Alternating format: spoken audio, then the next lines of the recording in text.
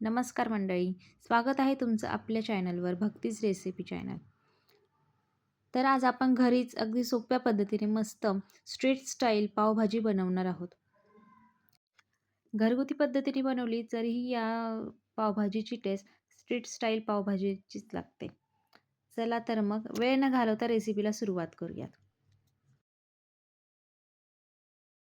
चला तर साहित्य बघूयात.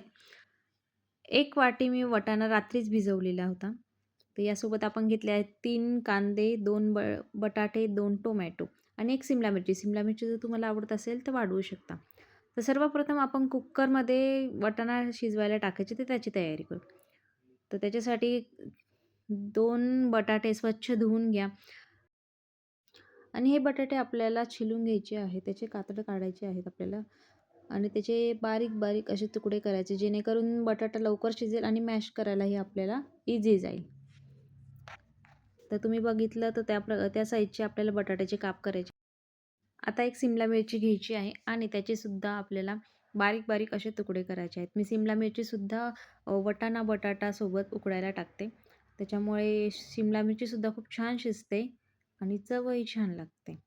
तर त्याचेसुद्धा आपण थोडेसे मीडियम साईजचे तुकडे करायचे आहेत आणि थोडीशी शिमला मिरची मी ठेवली आहे.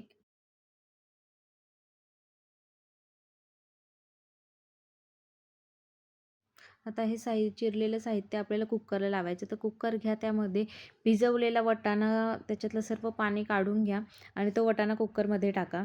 त्यानंतर आपल्याला त्यात टाकायचं आहे आपण बारीक चिरलेला बटाटा आणि शिमला मिरची.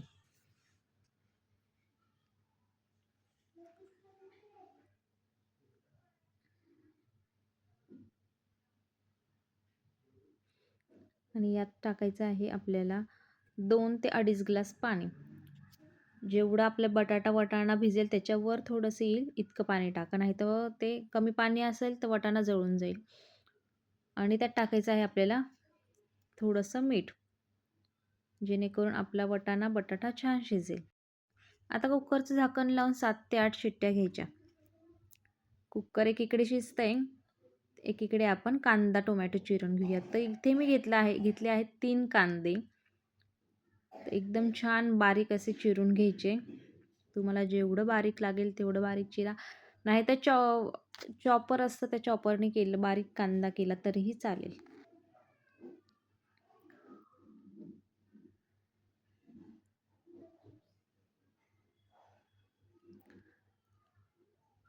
तर यानंतर मी घेतला आहे टोमॅटो.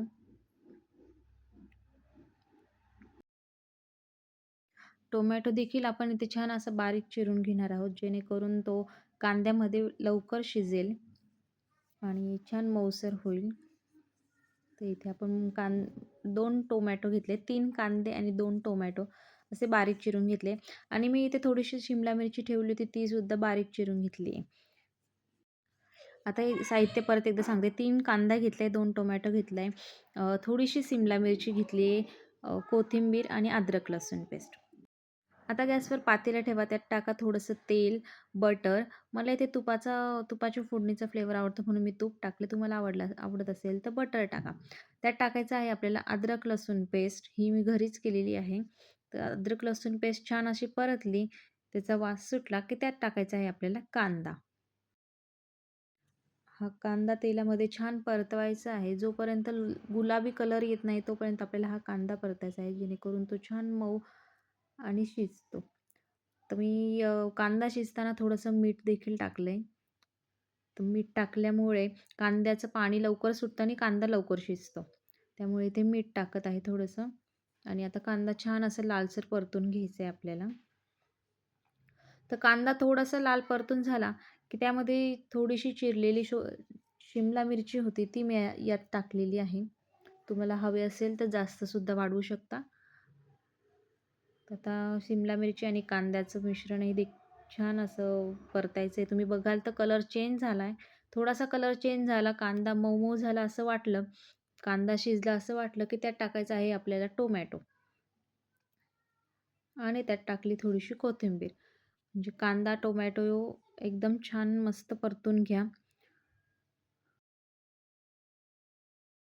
एकीकडे कुकरच्या शिट्ट्या होऊन कुकर गार झालं आहे, तर वाटाणा खूप छान शिजला. तुम्ही बघाल वाटाणा, बटाटा, शिमला मिरची हे पूर्ण एकजीव झालेले आहे छान.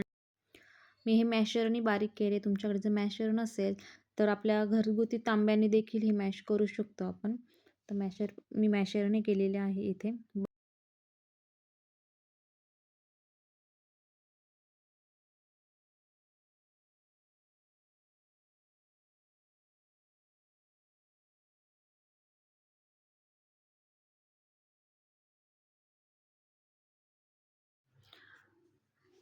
आता कांदा आणि टोमॅटोचं मिश्रण छान परतून झालं आहे, तर त्यात आपण टाकणार आहोत मसाले.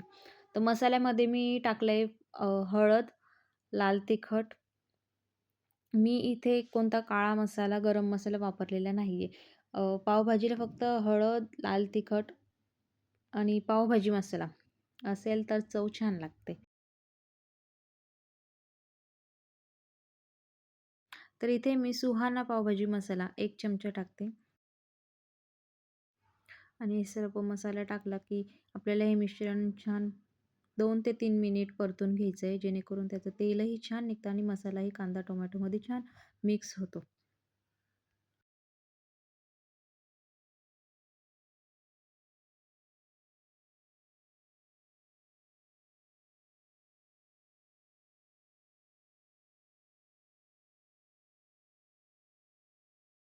आता यात आपल्याला शिजवलेला वाटाणा, बटाटा, शिमला मिरची ह्याचं वाटण जे आपण मॅश केलेलं होतं ते आपण यात टाकत आहोत आता.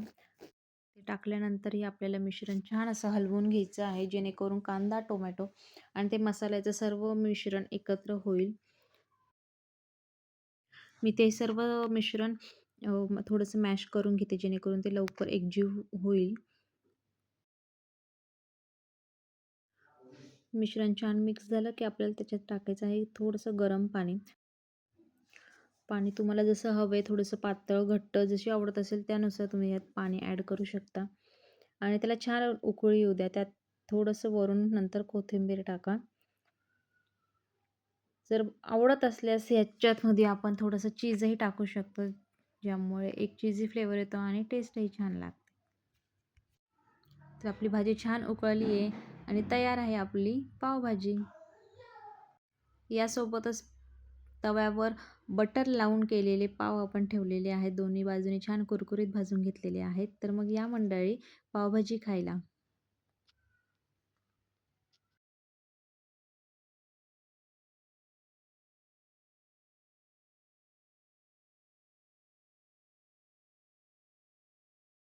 तर मंडळी आपली गरमागरम पावभाजी तयारच आहे.